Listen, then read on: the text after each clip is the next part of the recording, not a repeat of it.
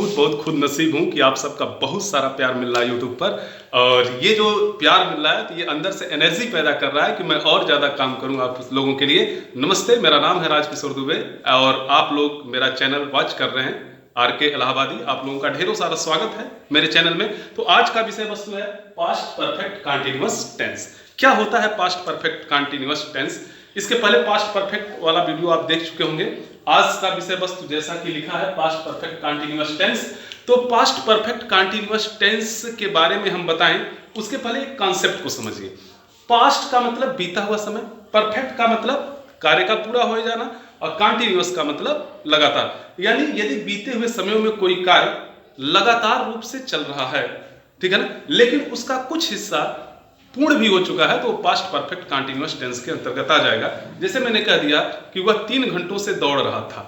मैंने क्या कहा? वह 3 घंटों से दौड़ रहा था। इसका मतलब जब वह दौड़ रहा था तब की बात है, यानी जब दौड़ रहा था तब की बात है, यानी वो बीते हुए समयों की बात कर रहा है कि वह 3 घंटों से दौड़ रहा था। मैंने आपको बताया कि वह 3 घंटों से दौड़ रहा था, तो एक सिंपल सी बात है, यानी जब दौड़ रहा था तब तो 3 घंटे वह दौड़ ही लिया था, उसके बाद भी दौड़ ही रहा था। जैसे आपने पूछा कि उस समय मीरा क्या कर रही थी, मैंने कहा कि मीरा उस समय 2 घंटों से गाना गा रही थी, यानी 2 घंटा तो उसने गाना गा ही लिया था, उसके बाद भी गाए ही जा रही थी। मैंने कह दिया कि सुरेश गंगा में 3 दिनों से स्नान कर रहा था, यानी जब की बात है तब की, वह 3 दिनों से, यानी जो सुरेश है वह गंगा में स्नान कर रहा था, तो 3 दिन तो स्नान कर लिया था, फिर भी स्नान किए ही जा रहा था। यानी बीते हुए समय में कुछ कार्य पूरा है और कुछ चल भी रहा था, तो इसी को कहेंगे पास्ट परफेक्ट कंटीन्यूअस टेंस। एक और एग्जांपल लेते हैं और अंतिम एग्जांपल, जैसे मैंने कह दिया कि मैं 2 घंटों से पत्र लिख रहा था। इसका मतलब यह है कि जब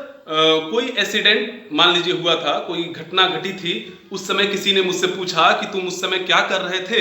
मैंने कहा कि मैं 2 घंटों से पत्र लिख रहा था, तो जाहिर सी बात है बीते हुए समय की बात है।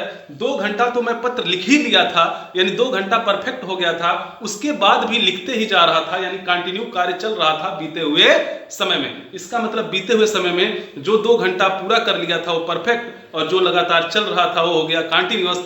इसलिए इसे हम कहते हैं पास्ट परफेक्ट कंटीन्यूअस टेंस।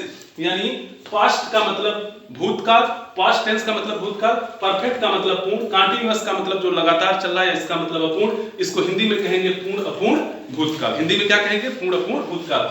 अब देखिए हिंदी वाले वाक्यों के अंत में क्या होता है, जैसे कि आपको यदि पुराने तरीके से मैं बताऊं तो जिन हिंदी वाक्यों के अंत में रहा था, रही थी, रहे थे आदि शब्द आते हैं, जिन हिंदी वाक्यों के अंत में रहा था, रही थी आदि शब्द आते हैं, और वाक्य में समय दिया गया हो, यानी वाक्य में साथ साथ समय दिया हुआ। जैसे मैंने 2 घंटों से पत्र लिख रहा था, तो आप कहेंगे कि सर जी रहा था, रही थी तो पास्ट कंटीन्यूअस में भी पढ़ा था। हाँ बाबू, पास्ट कंटीन्यूअस में रहा था, रही थी आते हैं, लेकिन वहां समय नहीं दिया गया होता। यहां पर क्या आएगा कि रहा था, रही थी वाक्य में आएंगे और वाक्य में समय दिया गया होगा, यानी स्पष्ट रूप से बताया जाएगा कि बीते हुए समय में कुछ कार्य पूरा हो गया था और कुछ काल चल भी रहा था। जैसे मैंने कह दिया कि रवि 3 घंटों से गंगा में स्नान कर रहा था, तो जाहिर सी बात है यदि यह बात मैं आपको 12 बजे बोला तो जाहिर सी बात है वो 9 बजे जिस दिन स्नान कर रहा था उस दिन 9 बजे स्नान 9 बजे से 12 बजे तक तो कर लिया था, उसके बाद भी किए ही जा रहा था। मैंने कहा रवि 3 घंटों से गंगा में स्नान कर रहा था। एक बार और समझिएगा,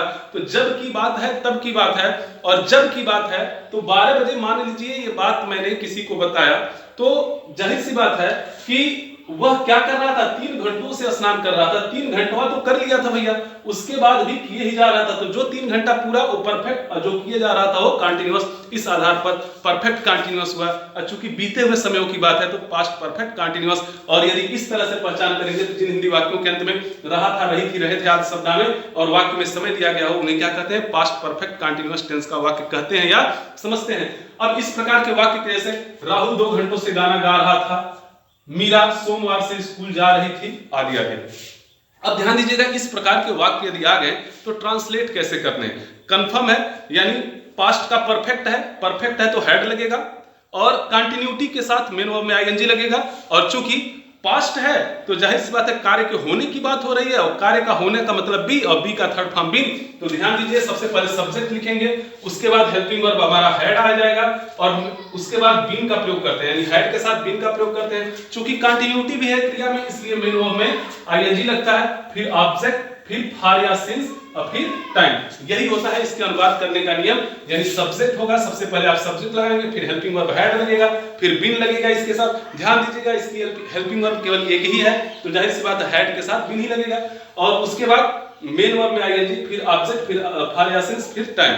तो यदि हमारा सब हेल्पिंग वर्ब 2-3 रहती हैं, तब तो देखा जाता है कि आई, ही, सी, इट तथा सिंगुलर नंबर के साथ कुछ और लगता है, ही, सी, इट तथा और के साथ कुछ और लगता है। यहाँ कुछ ऐसा ध्यान देने की जरूरत ही नहीं है, सिर्फ एक ही हेल्पिंग वर्ब है और हैड के साथ बिन लगा देना है। तो अब सब्जेक्ट चाहे he, she, it singular number हो, चाहे I, we, you, they plural number हो, सब के साथ हमको हैड बिन लगा देना है। तो सिंपल सी बात है। आइए देखते हैं, राहुल 2 घंटों से गाना गा रहा था, तो क्या हो जाएगा? सबसे पहले सब्जेक्ट को लिखेंगे राहुल।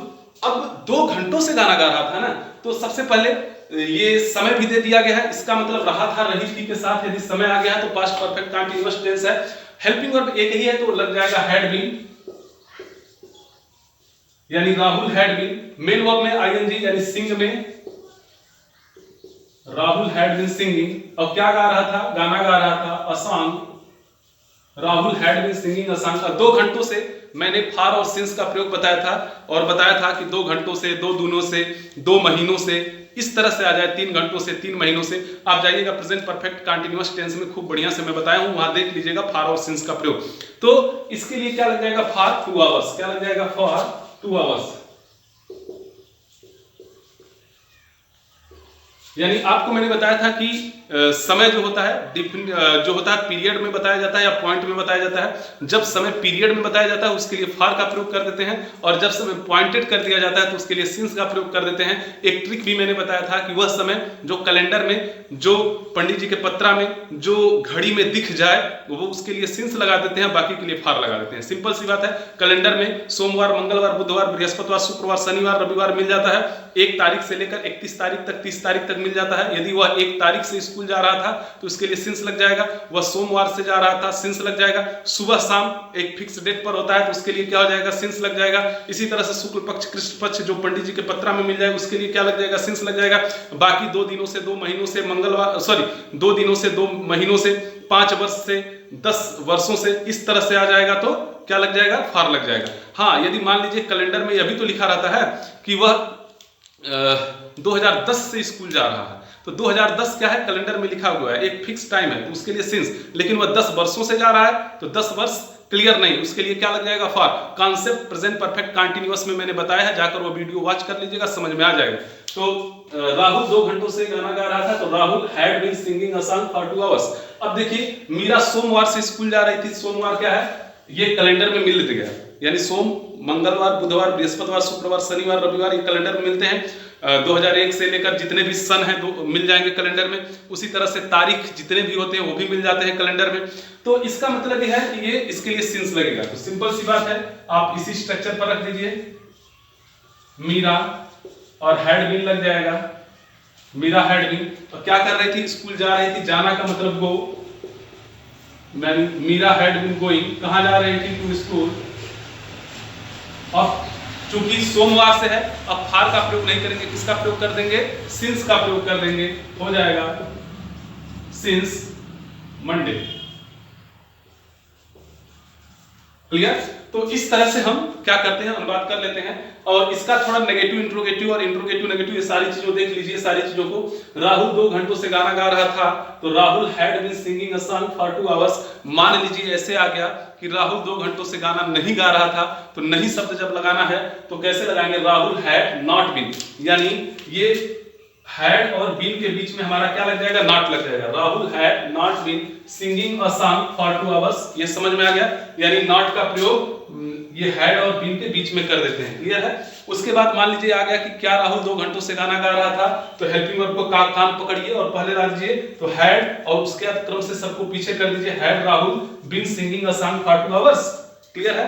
मैंने कह दिया क्या राहुल 2 घंटों से गाना नहीं गा रहा था, तो कुछ नहीं करना है। अब इसी वाले वाक्य में नॉट का प्रयोग कर देना है, और नॉट का प्रयोग मैंने बताया था बीन के जस्ट पहले हो जाएगा। तो कर दीजिए हैड राहुल, अब नॉट का प्रयोग यहां हो गया, had Rahul not been singing a song for 2 hours. देखिए कितने आसानी से हो जा रहा है। अब मान लीजिए मैंने कह दिया कि राहुल 2 घंटों से गाना क्यों गा रहा था, तो कुछ नहीं करना है, इसी के पहले क्या लगा देना है, क्योंकि अंग्रेजी यानी वाई, और चूंकि अभी इंट्रोगेटिव है तो क्या हो जाएगा, वाई हैड, ये देखिए वाई को यानी WH वर्ड को लगा दिया, चूंकि इंट्रोगेटिव है तो हेल्पिंग वर्ब लगेगा ही, तो वाई हैड राहुल, उसके बाद देखिए been singing a song for 2 hours, question mark लगा दीजिए। अब मान लीजिए इसका नेगेटिव आ गया कि राहुल 2 घंटों से गाना क्यों नहीं गा रहा था, तो why had Rahul not been singing a song for 2 hours. तो आप जानते हैं कि नेगेटिव जब बनाना है, बस इतना जान लीजिए, तो हैड और बीन के बीच में ना, इंट्रोगेटिव जब बनाना होता है तो क्या करते हैं, यदि yes or no type interrogative है तो हेल्पिंग वर्ब को पहले ला देते हैं, हेल्पिंग वर्ब को पहले लाइए और क्रम से सबको बाद में लिख दीजिए। और इसका इंट्रोगेटिव का नेगेटिव बनाना है, वो भी एस आर नो टाइप का, तो हेल्पिंग वर्ब को पहले लाइए और बीन के जस्ट पहले नॉट लगा दीजिए, बाकी सबको क्रम से कर दीजिए जैसे ऊपर मैंने बताया था। और यदि WH टाइप बनाना है तो वाई, वेन, व्हाट, ये जितने भी WH वर्ड होते हैं, हाउ, इनको क्या करना है, इस हेल्पिंग वर्ब के पहले लिख देना है। तो देखिए सब कुछ वैसा ही है जैसा कि ऊपर है, बस उनके पहले WH वर्ड आ जाता है, ठीक है। तो इस प्रकार से आपने सीखा कि पास्ट परफेक्ट कंटीन्यूअस टेंस क्या होता है और किस प्रकार से इसका अनुवाद करते हैं। वस्तुतः यह स्टोरी टेलिंग में ज्यादा यूज होता है। जैसे मैंने कह दिया, आप मिले मुझसे, अरे आप क्या कर रहे थे उस दिन, मैंने कह दिया मैं 2 घंटों से उस दिन क्रिकेट खेल रहा था। तो स्टोरी टेलिंग में मैं 2 घंटों से क्रिकेट खेल रहा था, यानी जब खेल रहा था तो कैसे खेल रहा था, 2 घंटों से, यानी 2 घंटे तो मैंने पूरा कर लिया था, फिर भी खेले ही जा रहा था। अब मान लीजिए कि मैंने कह दिया कि आपने कहा कि राहुल कहाँ था, मैंने कह दिया कि राहुल तो 3 दिनों से स्कूल जा रहा था, यानी जब जा रहा था, यानी बीते हुए समय में, स्टोरी को बता रहा हूं मैं। राहुल 3 दिनों से स्कूल जा रहा था, यानी 3 दिन तो जा चुका था, उसके बाद भी जा ही रहा था। तो जो 3 दिन उसने जा लिया था वो परफेक्ट, और जो जा रहा था वो कंटिन्यूअस, और चूंकि बीते हुए समय में इसलिए पास्ट परफेक्ट कंटिन्यूअस। तो मुझे ऐसा लगता है कि आपको समझ में आ गया होगा। इसको यदि स्क्रीनशॉट लेना है तो ले लीजिएगा। बाकी आप लोगों का जिस तरह से YouTube चैनल पर मुझे सपोर्ट मिल रहा है, मैं अपने आप को बहुत ही खुद नसीब समझ रहा हूं, और यदि ऐसे ही सहयोग मिलता रहेगा तो वह दिन दूर नहीं जब YouTube पर एक बहुत बड़ी तादाद में विद्यार्थी मुझे पढ़ेंगे। और ये मेरा एक शौक है